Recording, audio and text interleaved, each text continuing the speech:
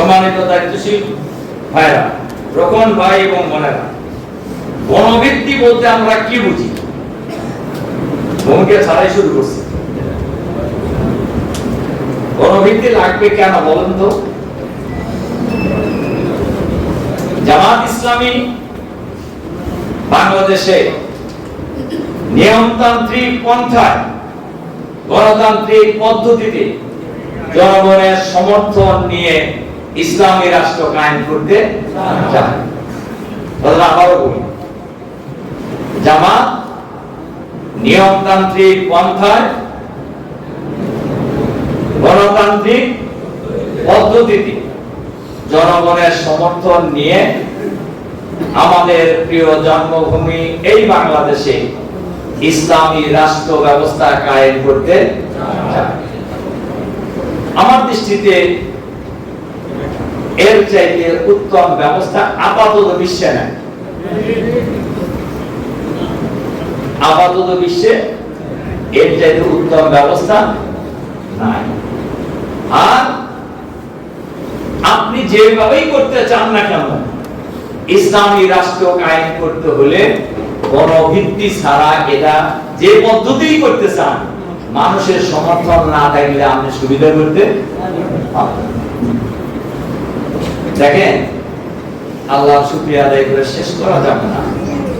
জামাত নির্মূলের জন্য ফ্যাসিবাদী সরকার রয়ের পরিকল্পনা অনুযায়ী যে ভূমিকাটা পালন করেছেন গত 15-16 বছরে, জনগণের মধ্যে যদি জামাতের সমর্থন না থাকে তাহলে জামাতের লোকেরা রাস্তায় চলতে পারত। কিন্তু আমাদের কোন কাজ বন্ধ ছিল না, বিয়ে শাদী বন্ধ ছিল না, খাওয়া দাওয়া বন্ধ ছিল, চাকরি বাকরি বন্ধ ছিল, ব্যবসা বাণিজ্য কিছু ক্ষতিগ্রস্ত হলেও ব্যবসা বাণিজ্য কি বন্ধ ছিল? আমাদের জামাতের কাজ বন্ধ ছিল? কোন কাজই বন্ধ ছিল না, সব ছিল। ঠিক আছে, কারণ ছিল আমাদের প্রতি জনগণের আস্থা ছিল, ভালোবাসা ছিল, সমর্থন ছিল। এবং জনগণ মনে করত জামাত হলো একটা মজলুম দল। জামাত কি দল? মজলুম দল। কাজেই যা কিছু করতে চান গণভিত্তি ছাড়া সম্ভব নয়। গণভিত্তি বলতে কি বোঝায় আমি একটা সংজ্ঞা ঠিক করছি, দেখেন আপনারা মন্তব্যে লিখে নিতে পারেন। গণভিত্তি বলতে সর্বসাধারণের মনের মধ্যে অবস্থান তৈরি করে নেওয়া।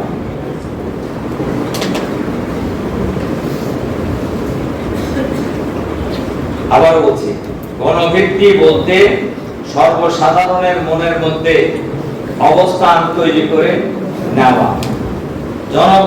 গণভিত্তি বলতে জনগণের ভিত্তি, জনগণের সমর্থন অর্জন করা বুঝায়।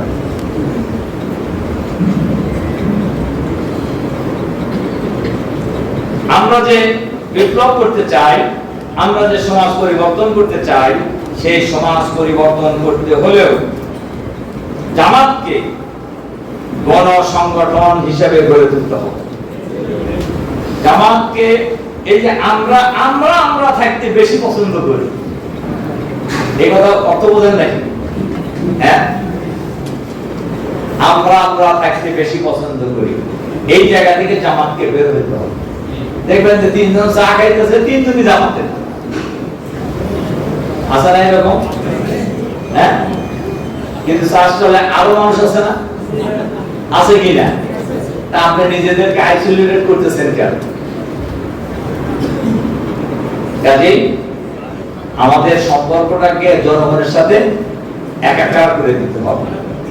আমাদেরকে জামাতকে আগামী দিনে বাংলাদেশের গণসংগঠনে পরিণত করতে হবে। আর গণসংগঠনে পরিণত করতে হলে গণভিত্তি রচনা করা ছাড়া জামাত জনগণের দলে পরিণত হতে পারবে।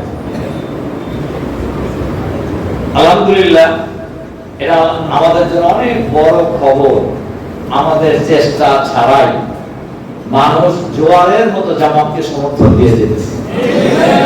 এটা একটা অলৌকিক বিষয়। আমার সমাজের এই সিনারি দেখলে শহীদ আমির জামাতের শাহাদাতের পূর্ব মুহূর্তের কথাটা বারবার মনে পড়ে। উনি তো আসলে দরবেশ মানুষ ছিলেন। আমরা খুব কাছ থেকে যারা দেখছি, অনেকেই আমরা মনে করি যে নিজামী ভাই একজন বড় রাজনীতিবিদ ছিলেন, অনেকেই মনে করি উনি একজন বড় সংগঠক ছিলেন, কিন্তু উনি একজন বড় আধ্যাত্মিক নেতাও ছিলেন। এর কাছ থেকে আমরা যা দেখছি, উনি শাহাদাতের আগ মুহূর্তে কি বলছেন, যে আমার শাহাদাত এই দেশে পরিবর্তনের সূচনা করবে। সেটা শুরু হয়েছে না? আলহামদুলিল্লাহ।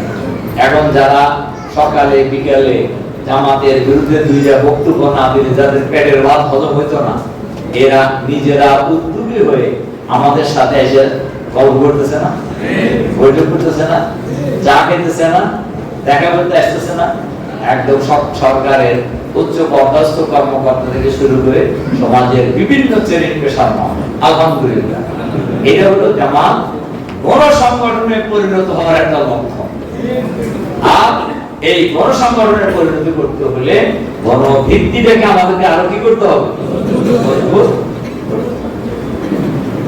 সম্মানিত দায়িত্বশীল ভাইরা, দেখেন জামাতের গণভিত্তি অর্জনের প্রয়োজনীয়তা কিছুটা বলে ফেলছি আগের ভূমিকার মধ্যে। এরপরে গণভিত্তি এই কারণে আরো দরকার, জামাতের উদ্দেশ্য লক্ষ্য বাস্তবায়নের জন্য আমাদের গণভিত্তি প্রয়োজন। আমাদের উদ্দেশ্য লক্ষ্য কি? গণতান্ত্রিক পদ্ধতিতে ন্যায় ও ইনসাফ ভিত্তিক সমাজ প্রতিষ্ঠা করা এবং আল্লাহর সন্তুষ্টি অর্জন করা। দুইটা কথা বলছি আমি। একটা হলো গণতান্ত্রিক পদ্ধতিতে ন্যায় ও ইনসাফ ভিত্তিক সমাজ প্রতিষ্ঠা করা এবং এই আন্দোলনের মধ্য দিয়ে আল্লাহ সন্তুষ্টি অর্জন করা। ইনসাফ ভিত্তিক সমাজ প্রতিষ্ঠিত হয়ে গেল, আমি আল্লাহ সন্তুষ্টি অর্জন করতে পারলাম না, আমার খুব লাভ। ইনসাফ ভিত্তিক সমাজ প্রতিষ্ঠা হলে সমাজের মানুষের লাভ হবে, আপনার লাভ হবে না, আমার লাভ, যদি আমি আল্লাহ সন্তুষ্টি অর্জন করতে পারি না পারি। কোরআন শরীফের আয়াত আপনারা জানেন অনেক, ফামান যুহজিয়া আনিন নার ওয়া উদখিলাল জান্নাহ ফাকাদ ফাজ। যে ব্যক্তি জাহান্নামের ভয়াবহ আযাব থেকে রক্ষা পেয়ে জান্নাতে যেতে পারবেন, তিনি হলেন সফল। তিনি কি? তিনি হলেন সফল। কাজে আমরা দুনিয়ায় শান্তি চাই, আখিরাতে কি চাই? জান্নাত চাই। আখিরাতে আমরা জান্নাত চাই। এটা হলো আমাদের মূল টার্গেট। এখন আমি আপনাদেরকে বলবো, এই গণভিত্তি রচনায় যারা কাজ করবেন, অর্থাৎ আপনারা, আমরা, আমাদের কি কোয়ালিটি থাকা উচিত, এই ব্যাপারে আমি কয়েকটা কথা বলবো। এক নাম্বার কথা হলো, আমরা যে গণভিত্তি রচনা করতে চাই, এই গণভিত্তি রচনার তো একটি আদর্শিক ভিত্তি আছে নাকি? তাহলে দলের মতো গতানুগতিক কিছু না। এজন্য আমরা যে আদর্শের ভিত্তিতে গণভিত্তি রচনা করতে চাই, এই আদর্শের সঠিক পূর্ণাঙ্গ জ্ঞান আমাদের মধ্যে থাকতে হবে। দুটো কথা বলছি, সঠিক এবং পূর্ণাঙ্গ জ্ঞান আমাদের মধ্যে থাকতে হবে। দুই নাম্বার, এ ব্যাপারে আমাদের মধ্যে সঠিক বুঝও থাকতে হবে। বোঝার ক্ষেত্রে কম বেশি হলে এই আদর্শ নিয়ে আমি বিজয়ী হতে পারবেন না। আপনি কেন পতাকা ধরতেছেন, পতাকা ধরলে যে কি কি বিপদ আসতে পারে, এটা যদি জ্ঞান আগে থেকেই আপনার না থাকে, তাহলে পতাকা তো মাটির নিচে ফেলে রেখে দৌড়বে। আর সঠিক বুঝ থাকলে হযরত জাফর সাদেকের মতো পতাকা এক হাত যখন কেটে ফেলা হয়েছে, আর এক হাত দিয়ে পতাকা ধরেছেন তিনি। যখন দুই হাতে কেটে ফেলা হয়েছে, তখন পা দিয়ে জড়ায় ধরেছেন পতাকা। পা যখন কেটে ফেলা হয়েছে, তখন মুখ দিয়ে পতাকা উপরের দিকে উঠে রাখার জন্য চেষ্টা করা হয়েছে। যখন তার জীবন প্রদীপ নিঃশেষ করে দেওয়া হয়েছে, শাহাদাতের অমীয় পেয়ালা পান করেছেন, তখন সেই পতাকা মাটিতে পড়তে দেয় নাই। আল্লাহ রাসূলের ভবিষ্যৎবাণী অনুযায়ী তৃতীয় ব্যক্তি এসে পতাকা হাতে তুলে দিয়েছে। এই বুঝের ক্ষেত্রে কোন দুর্বলতা রাখলে আমরা এই জেনে বেশি দূর অগ্রসর হতে। 2 নাম্বার। 3 নাম্বার হলো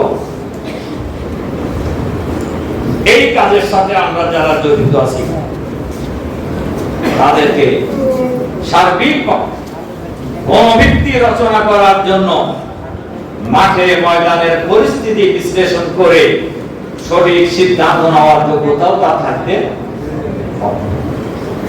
খালি গড়ে দৌড়লে বেশি সুবিধা হবে। 4 নাম্বার হলো গণভিত্তিক রচনায় যারা আমরা মূল ভূমিকা পালন করব, আমাদের চারিত্রিক এবং নৈতিক বলিষ্ঠতাটা মজবুত হতে হবে। নৈতিক ও চারিত্রিক বলিষ্ঠতাটা মজবুত হতে হবে। 5 নাম্বার। হ্যাঁ,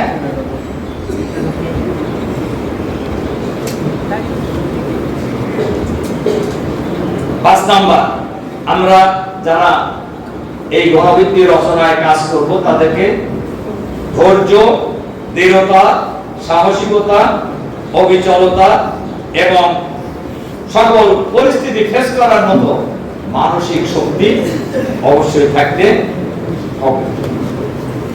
এক্ষেত্রে আমি কোরআনের ওই আয়াতটার রেফারেন্স দেই, সূরা আল ইমরানের 200 নম্বর আয়াত। ইয়া আইয়ুহাল্লাযীনা আমানুসবিরু ওয়া সাবিরু ওয়া রাবিতু ওয়াত্তাকুল্লাহ লাআল্লাকুম তুফলিহুন। এই আয়াত মুখস্থ আছে কার কার? হাত তুলুন তো দেখি।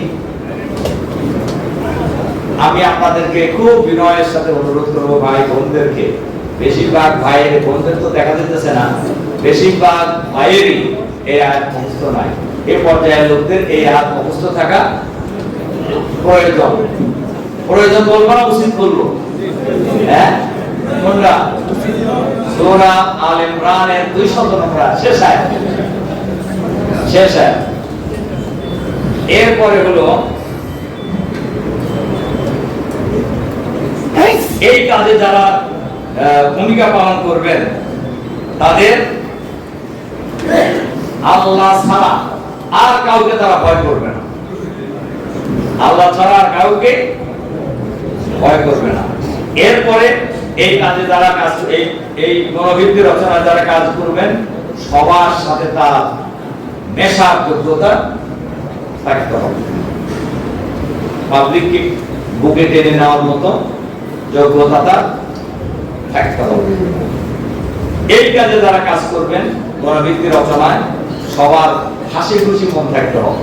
চেহারার মধ্যে যেন একটা, আপনি একজনের কাছে গেলেন গণভিত্তিক রচনার কাজের জন্য, আপনার মনটা বিষণ্ণ, মুখটা শুকনো হয়ে আছে, ঠোঁটটা মনে হইতেছে কতদিন ধরে ঠোঁটে পানি দেন।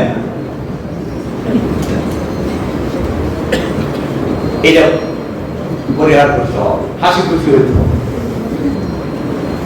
ঠিক আছে? এরপরে